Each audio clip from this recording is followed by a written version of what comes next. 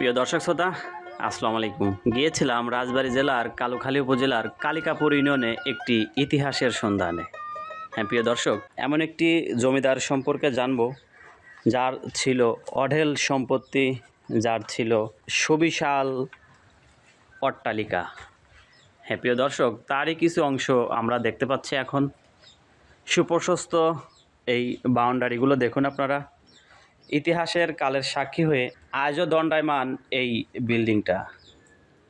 প্রিয় দর্শক, যে জমিদার ছিলেন তার নাম বুলাই মণ্ডল। স্থানীয় লোক মারফতে জানতে পারি যে এই বিল্ডিংটার আনুমানিক বয়স 200 বছর।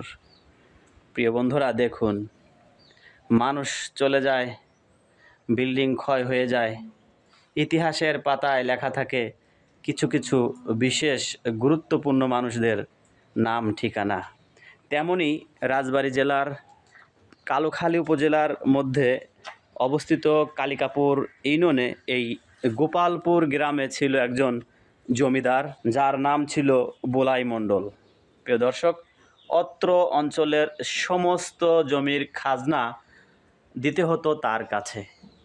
দেখুন, প্রত্যেকটা ওয়ালে ঠিক এরকম ছিল দৃষ্টিনন্দন ডিজাইন। সময়ের কালক্রমে আধুনিকতার ছোঁয়ায় এখন অযত্ন আর অবহেলার কারণে হারিয়ে যেতে বসেছে সেই 200 বছরের পুরাতন বিল্ডিংটি।